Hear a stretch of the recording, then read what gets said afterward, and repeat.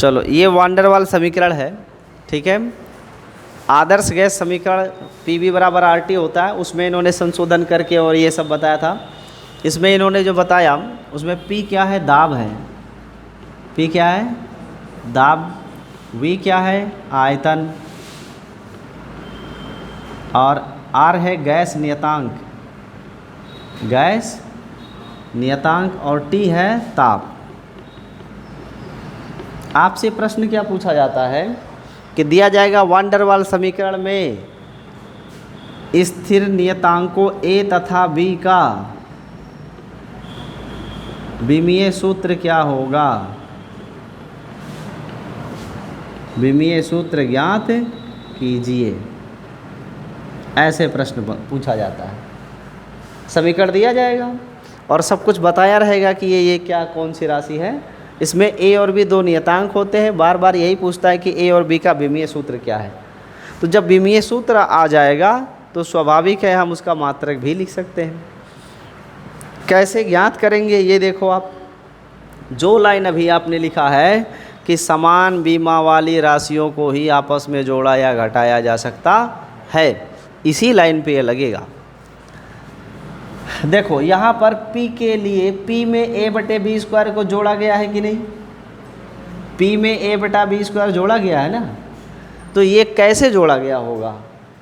अगर ये जोड़ा गया है तो निश्चित है कि जो दाब का विमीय सूत्र है वह A/B² के विमीय सूत्र के बराबर रहा होगा। जो दाब P का विमीय सूत्र है वह A/B² के विमीय सूत्र के क्या रहा होगा, बराबर रहा होगा। तभी तो इन दोनों को आपस में जोड़ा गया है, अन्यथा इन्हें आपस में हम जोड़ नहीं सकते थे। ये दाब है और दाब जानते हो क्या होता है, बल बटे क्षेत्रफल, फोर्स बाई एरिया। और यहाँ डायमेंशनल फार्मूला ऑफ A बटे डायमेंशनल फार्मूला ऑफ B का स्क्वायर। बल है, बल का विमीय सूत्र होता है mLT⁻²। A है एरिया, क्षेत्रफल है, और क्षेत्रफल का मात्रक मीटर स्क्वायर होता है, तो इसकी जगह लिखेंगे L²। A का विमीय सूत्र हमें ज्ञात ही करना है। V क्या चीज़ है भाई, आयतन, और आयतन का मात्रक क्या होता है, मीटर क्यूब। और मीटर की जगह क्या लिखते हैं, L, तो मीटर क्यूब की जगह क्या लिखेंगे, L³ ही तो लिखेंगे। अब इस L³ का इधर गुणा हो जाएगा तो mLT⁻² इंटू L³ का गुणा होगा। अब बटे में L² है ही, बराबर डायमेंशनल फार्मूला ऑफ A। तो L² को अंश में ले चले तो एक घात कम हो जानी चाहिए। जैसे यहाँ देखो L की घात 1 है और ये 3 है, 3 और 1 मिलके हो गया 4, और 4 घात में से ये 2 घात क्या होगी, कम हो जाएगी, क्योंकि इससे भाग कर रहे हैं। तो घात कम कैसे होगी, 4 - 2, और गुणे T की घात क्या लिखोगे, -2, बराबर डायमेंशनल फार्मूला ऑफ A। तो हमको A का विमीय सूत्र क्या मिल रहा है भाई, यम L की घात 4 में से 2 घटा देंगे 2 हो जाएगा, और T की घात -2। यही तो विमीय सूत्र है। ये हो गया A का विमीय सूत्र। कोई दिक्कत। हम चाहे तो इससे मात्रक भी लिख सकते हैं। कैसे, अगर मात्रक लिखना चाहते हो तो यम को हटा के क्या लिखोगे, किलोग्राम।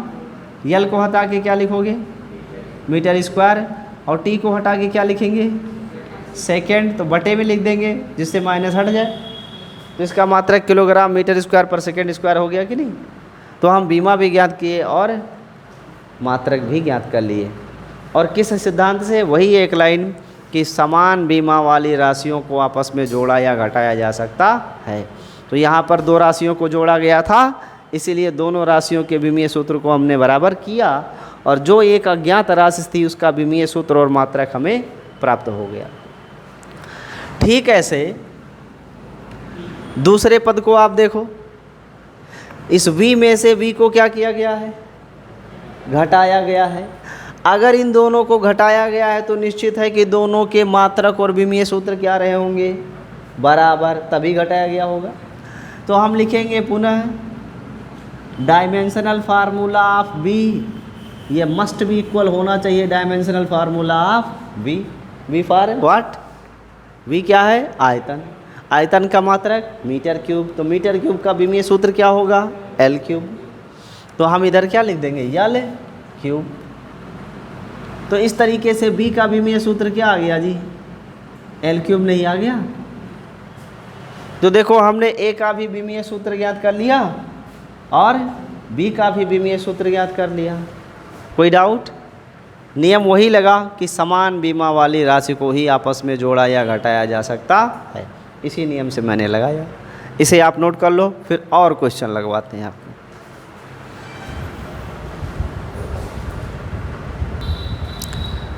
ये कुल 3 प्रश्न है और तीनों बड़े अच्छे प्रश्न हैं और ये सब मेडिकल में आए हुए प्रश्न हैं, सीपीएमटी में आए हुए प्रश्न हैं, पर बहुत आसान है, बेहद आसान है। सिद्धांत वही है आपको जो मैंने अभी बताया कि समान बीमा वाली राशियों को ही आपस में जोड़ा या घटाया जा सकता है, यही सिद्धांत है। और दूसरा कि अगर कोई समीकरण दिया गया है तो उस समीकरण के दोनों पक्षों के विमीय सूत्र सदैव बराबर होने चाहिए, तभी वो समीकरण सत्य माना जाएगा, अन्यथा वह समीकरण विमीय रूप से सत्य नहीं माना जाएगा। जानकारी स्पष्ट है? ये 2 लाइन, इन्हीं 2 लाइन का इस्तेमाल करेंगे। देखो ये वेग b बराबर दिया हुआ है a plus B T plus C T square, तो यहाँ पर v का विमीय सूत्र a के बराबर होना चाहिए, b का विमीय सूत्र bt के बराबर होना चाहिए, b का विमीय सूत्र सी टी स्क्वायर के बराबर होना चाहिए। इन चारों पदों के विमीय सूत्र आपस में क्या होने चाहिए, बराबर होने चाहिए, तभी तो ये समीकरण सत्य माना जाएगा। तो इसका मतलब है कि जो डायमेंशनल फार्मूला ऑफ बी है वो डायमेंशनल फार्मूला ऑफ ए होना चाहिए। और बी क्या है, वेग, मात्रक क्या होता है, वेग का मात्रक होता है मीटर प्रति सेकेंड होता है। कोई प्रॉब्लम? मीटर की जगह क्या लिखने वाले भाई, मीटर की जगह एल, सेकेंड की जगह टी, तो हो जाएगा एल बाई टी। या इस टी को अंश में लिखेंगे तो टी की पावर रेडी 1 हो जाएगी। ये आंसर नहीं हो गया, आ गया कि नहीं विमीय सूत्र। मात्रक भी तो लिख सकते हो, क्या लिख सकते हो मात्रक, अगर यूनिट लिखना चाहते हो तो एल की जगह मीटर और टी की जगह सेकेंड, तो मीटर पर सेकेंड ही तो आएगा। कोई डाउट? हम इसके बाद किसका निकालना चाहते हैं, सी का। तो हमें पता है वही लॉजिक लगेगा कि जो बी का डायमेंशनल फार्मूला है वो ऑलमोस्ट सी टी स्क्वायर के डायमेंशनल फार्मूला के बराबर होना चाहिए, तभी समीकरण सत्य माना जाएगा। तो बी का डायमेंशनल फार्मूला तो हमें पता है क्या होगा भाई, पहले मात्रक लिख लो मीटर पर सेकेंड। जब तक मात्रक नहीं लिखोगे तो आपको ये समझ में नहीं आएगा। अब आपको समझ में आ रहा होगा कि ये एल टी कैसे हो जा रहा है। वो पिछले वाले प्रश्न में मैंने क्या किया था, सीधे बीमा लिख दिया था, मात्रक नहीं लिखा था। अब मात्रक लिख दिया करेंगे तो आपको समझ में आ जाएगा कहाँ से आता है। बराबर, ये तो सी कांस्टेंट है, अलग हो जाएगा, गुणे dimensional formula of T square. तो डायमेंशनल फार्मूला मीटर की जगह क्या लिखेंगे, एल, यस की जगह क्या लिखेंगे, टी, और ये टी क्या है, टाइम, टाइम का मात्रक सेकेंड। बीमा क्या लिखोगे, कैपिटल टी, तो यहाँ टी का स्क्वायर है तो यहाँ क्या बन जाएगा, कैपिटल टी का स्क्वायर बन जाएगा। यहाँ तक जानकारी स्पष्ट है? तो एक तरफ हमको मिल रहा है एल टी पावर -1 और ये जो गुणे में इधर ले आओ तो बटे में हो जाएगा, क्या बन जाएगा, टी पावर 2 बटे में हो गया। और बचा डायमेंशनल फार्मूला ऑफ सी। अब टी स्क्वायर को अंश में ले जाओगे तो जो धन 2 है वो क्या बन जाएगा, ऋण 2, तो ये यहाँ के ऋण 2 और ऋण 1 मिलके दोनों हो जाएंगे ऋण 3। तो वास्तव में सी का विमीय सूत्र हमें मिलेगा L⁻⁻3। अगर मात्रक लिखना चाहो तो L की जगह मीटर और T की जगह सेकंड का क्यूब लिख दो, बटे में लिख दो, मीटर पर सेकंड क्यूब, ऋण 3 का धन बना दिया। ऐसा कर सकते हैं, कोई संदेह नहीं है। नेक्स्ट देखो, ये आपसे पूछा है A/B का डायमेंशनल फार्मूला क्या होगा, जबकि P दाब है और x क्या है, दूरी, और T क्या है, समय। A/B का पूछा है। इस चित्र में से आपको इसी समीकरण से A/B निकालना है, तो हम क्या करें, A को B से भाग कर दें, A/BX और -T²/BX, दो अलग अलग खंडों में लिख सकते हैं कि नहीं। अब यहाँ से P बराबर हो जाएगा A/B इंटू 1/x -T²/BX। जो ये P है, इस P का विमीय सूत्र A/B 1/x के भी बराबर होना चाहिए, और इस P का विमीय सूत्र दूसरे वाले पद के भी तो बराबर होना चाहिए। होना चाहिए कि नहीं, होना चाहिए। तो हम इस पहले वाले से ही अपना आंसर ज्ञात कर सकते हैं कि dimensional formula of A/B into 1/x होना चाहिए डायमेंशनल फार्मूला ऑफ P। ये दोनों पदों के बराबर होने चाहिए, तभी तो समीकरण सत्य होगा। हमें A/B का ज्ञात करना है, अलग करो, 1/x को हमें जानना है, और जो ये दाब है P इसको भी जानना है। तो A/B का विमीय सूत्र निकालने के लिए दाब P के विमीय सूत्र में 1/x के विमीय सूत्र से भाग करना पड़ेगा, क्योंकि यहाँ गुणे है, पचहत्तर करेंगे तो भाग हो जाएगा। अब P जो है वो दाब है, और इसका मात्रक क्या होता है, दाब का मात्रक क्या होता है, न्यूटन प्रति मीटर स्क्वायर, और न्यूटन क्या होता है, किलोग्राम मीटर प्रति सेकंड स्क्वायर। तो इसका एक्चुअल में मात्रक क्या आएगा, जो दाब का मात्रक होता है वह होता है किलोग्राम गुणे मीटर की घात ऋण 1 गुणे सेकंड की घात ऋण 2। जो दाब है P, इसका मात्रक होता है किलोग्राम मीटर सेकंड की घात -2, और बटे 1/x। यक्स क्या है, प्रश्न में कहा है यक्स दूरी है, तो इसका मात्रक क्या लिखेंगे, मीटर, यही तो लिखेंगे। अब ये मीटर का इस मीटर के साथ गुणा होगा, तो जब गुणा होगा तो घातें जुड़ेंगी ना। तो ये ऋण 1 घात है और ये धन 1 घात है, तो जुड़कर घात क्या आ जाएगी, 0। इसकी घात क्या है, 1, गुणे सेकंड की घात क्या है, -2 है। तो ये तो हो गया मात्रक, पर ज्ञात क्या करना है, विमीय सूत्र। तो विमीय सूत्र ज्ञात करना बड़ा आसान है। अब आपको केवल यहाँ पर प्रतीक लिखना है। किलोग्राम की जगह क्या लिखना है, m, मीटर की जगह क्या लिखना है, L⁻⁻0, सेकंड की जगह T⁻⁻2। मिल गया विमीय सूत्र। समझ में आया। थोड़ा सा टफ लग सकता होगा क्योंकि पहली बार आप पढ़ रहे हो। अब इसके बाद और क्वेश्चन जब कराएंगे ना तो एकदम 100% समझ में आ जाएगा आपको। ये प्रश्न देखो, ये थोड़ा इंटरेस्टिंग है।